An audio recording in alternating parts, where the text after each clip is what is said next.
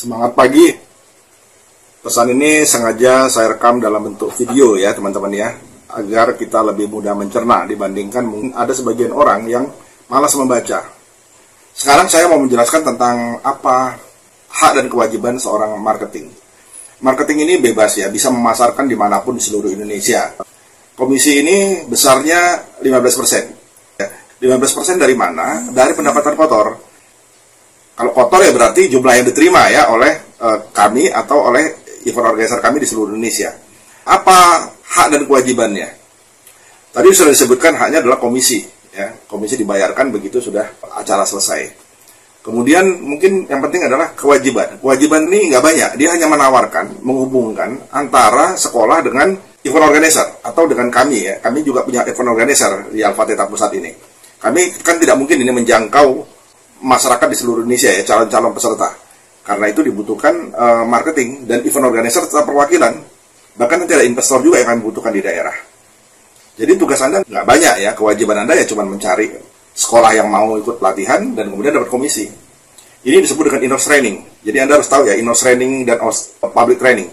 In-house training itu Anda datang ke sekolah ikut satu sekolah, gitu ya, satu komunitas itu ikut dan membayar biaya yang sudah kita sepakati. Nah, perlu Anda ketahui bahwa biaya dasar pelatihan Alpha Theta, ya, ini khusus untuk Anda ya, ini tidak terbuka untuk keluar. Dan kalau Anda misalnya adalah pemakai dan Anda tahu harga ini nggak berlaku untuk Anda. Ya. Harganya adalah 10 juta. Ya, artinya begini, kami akan mendapatkan bersih 10 juta. Jadi kalau misalnya harga in-house training, ya, harga 20 juta, maka 15% dari 20 juta untuk Anda. Sisanya adalah milik event organizer. Kalau ada event organizernya, kalau nggak ada event organizernya, Alpha Theta yang menjadi event organizer, ya Alpha Theta yang mendapatkan. Nah, apa bedanya marketing dengan event organizer? Event organizer bukan sekedar penghubung, ya bukan sekedar mencari satu sekolah setuju kemudian terhubung dengan kami yang menegosiasi, nggak begitu. Itu tugasnya marketing kalau sampai di situ. Tapi kalau sudah negosiasi, presentasi yang menawarkan sampai mempengaruhi supaya itu mau mengikuti pelatihan baca cepat, itu tugasnya event organizer. Event organizer juga yang membiayai seandainya misalnya ya, kami kan datang ke sana diundang oleh Anda selaku event organizer kan, bukan marketing ya. Event organizer nanti akan membayari kami biaya transportasi ke sana. Ya, tentunya sudah diambilkan, sudah dianggarkan dari anggaran mereka. Ya, sekedar bocoran saja bahwa kami menerima 10 juta, itu tidak termasuk transportasi dan akomodasi. Jadi nanti yang menanggungnya adalah event organizer. Event organizer kenapa berarti menanggung? Karena dia sudah terima misalnya 15 juta, 20 juta, 30 juta, 40 juta. Nah, event organizer ini semua kelebihan untuk dia. Kami hanya 10 juta plus ditambah biaya transportasi dan akomodasi. Kalau rugi, ya ditanggung oleh IO.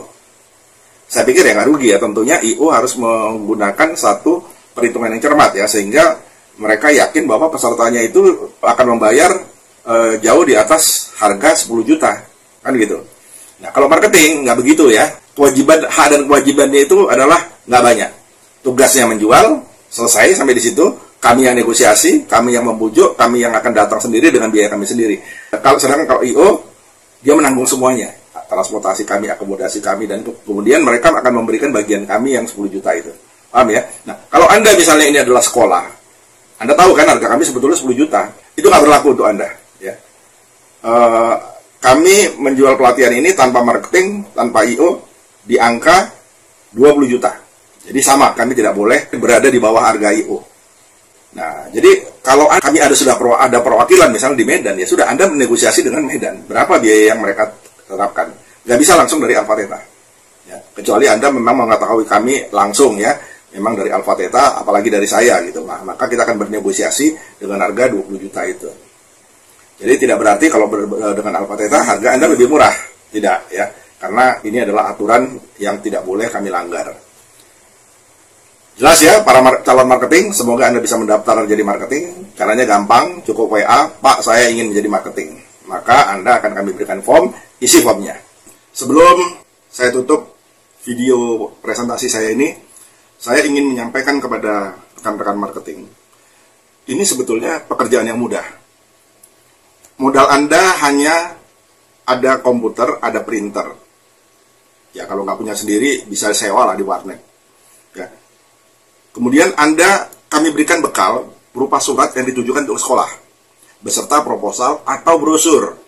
Ya. Kenapa ada proposal, ada brosur? Proposal ini cukup tebal, 22 halaman. Kalau Anda print bolak-balik, jadi sekitar 11 halaman. Tapi kalau Anda bermasalahkan karena tebal, Anda biayanya akan besar keluar, ya sudah, kami siapkan yang sehalaman. Ada 2 poster, boleh Anda print, kemudian Anda lampirkan. Jadi ya, cuma ada 3 lembar ya, yang perlu Anda kirim kepada sekolah-sekolah atau lembaga profit dan non-profit lainnya. Misalnya ke koperasi, ya, ke perusahaan swasta, instansi pemerintah, organisasi sosial dan politik, boleh, bisa aja. Jadi modal Anda cuma modal printan doang, ya. Anda print, kemudian Anda staples, Anda tanda tangani, ya, sebagai event organizer, karena nanti Anda yang akan dihubungi. Ya, kalau marketing, ya pasti kalau dia menyebutkan kan dari mana sumbernya. Ya, biasanya kami selalu tanya dulu, ya, ini informasi dari mana. Kalau Anda marketing, kami yang negosiasikan. Ya, jadi Anda tidak perlu negosiasi, kami yang menegosiasi. Anda hanya terima komisinya saja. Nah, tapi kalau Anda I.O., yang negosiasi adalah Anda, bukan kami ya. Ya, tadi kan sudah dijelaskan nih perbedaan I.O. dan marketing. Nah, marketing ini nggak banyak tugasnya, hanya Anda memprint, masukkan amplop, ya, kirim.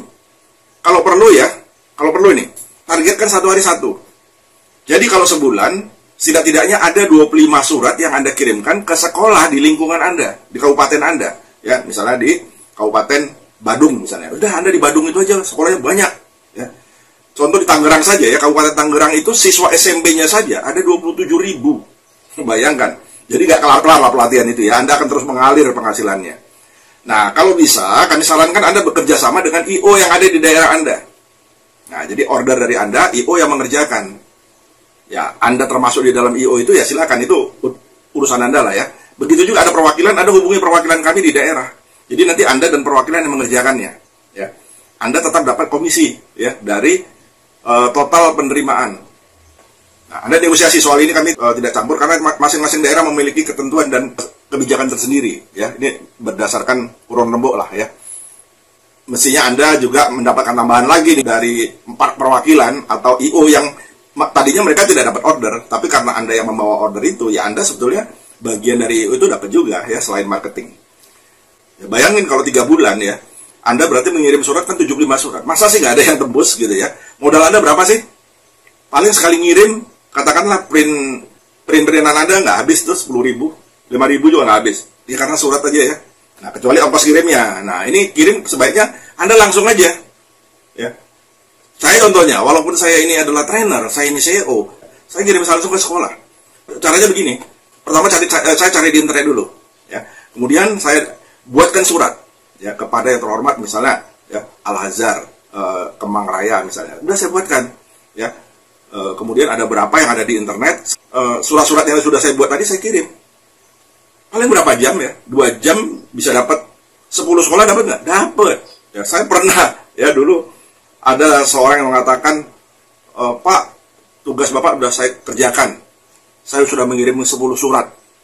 Kemana? Kompleks pabrik di daerah Cikarang. Saya bilang 10. 10 seharian kamu kerjain. Kalau saya ngerjakan 100 saya kelarin itu. Saya bilang 100 ya. Dalam satu kompleks pabrik saya bisa kirim 100 loh. Anda masuk ke perusahaan ya, celengan 1, perusahaan kedua celengan 1, perusahaan ketiga celengan 1. Begitu juga nanti ke sekolah celengan 1, 2, 3. Ini kita nggak pernah tahu ya rezeki kita ke depan itu bagaimana. Apa yang kita tanam, itu yang kita tuai. Jadi anggap saja, surat yang Anda masukkan ke sekolah-sekolah, ke perusahaan-perusahaan, instansi pemerintah, itu bibit yang Anda tanam. Jangan kaget kalau nanti ada yang tumbuh. Dia, ya, HRD-nya atau kepala sekolah menghubungi Anda. Atau bisa jadi menghubungi kami. Gak ada masalah, Anda jangan khawatir. Kami bisa bantu menegosiasikan. Ya, komisi tetap Anda dapatkan. Malah kalau Anda misalnya bisa kami tantang menjadi event organizer, Anda yang kami minta untuk jadi event organizer-nya. Berapa penghasilan event organizer? Lebih besar dari kami ya.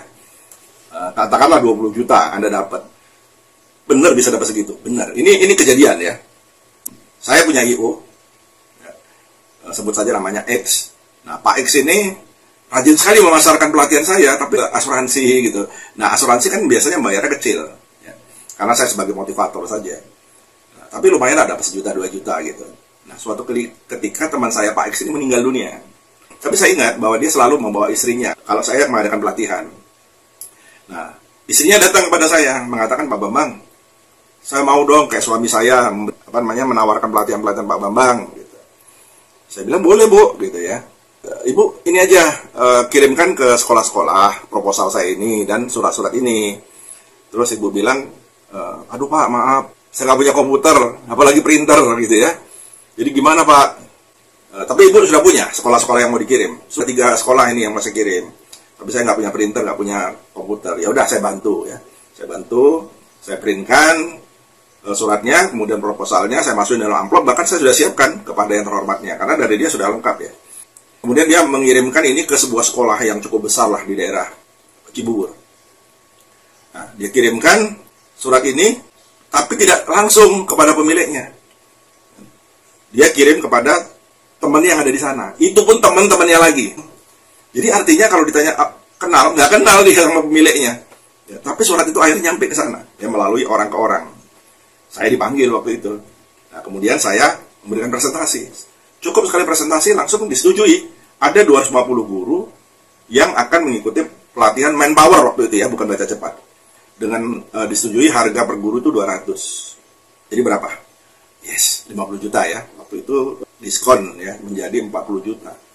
Dulu pembagiannya tentunya berbeda dengan sekarang ya. Tapi dulu itu saya anggap dia IO karena dia memang berhasil menegosiasikan sehingga pelatihan seluruhnya dibiayai oleh sekolah. Jadi makannya, tempatnya, semuanya sekolah itu yang membiayain. Kami terima 40 juta bersih. Ya udah, saya bagikan 50% bagian saya. Berarti 40 juta, dia dapat 20 juta. Dalam 1 hari loh, teman-teman sekalian. Nah, ini yang saya katakan tadi, rezeki kita nggak ada yang tahu. Ya. Tapi yang jelas, bahwa dia mendapatkan rezeki yang luar biasa. Yang tadinya dia mau membayar kontrakannya yang sudah mau habis. Saya bilang, saya nggak bisa bantu, tapi saya bisa berikan solusi. Nah, solusi itu yang diambil. Nah, saya kadang-kadang banyak aneh ya, teman-teman yang pikiran terpenjara gitu ya.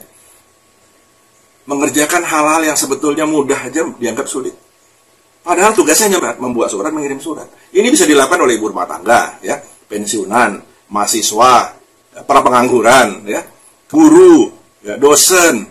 Daripada nganggur di rumah gitu ya, suruh aja anaknya nganterin surat ini ke sekolah ini. Anda tinggal print-print aja. Ya. Kalau saya dari dulu ya, dari SD ya, saya selalu membuat diri saya penuh pengharapan. Ya.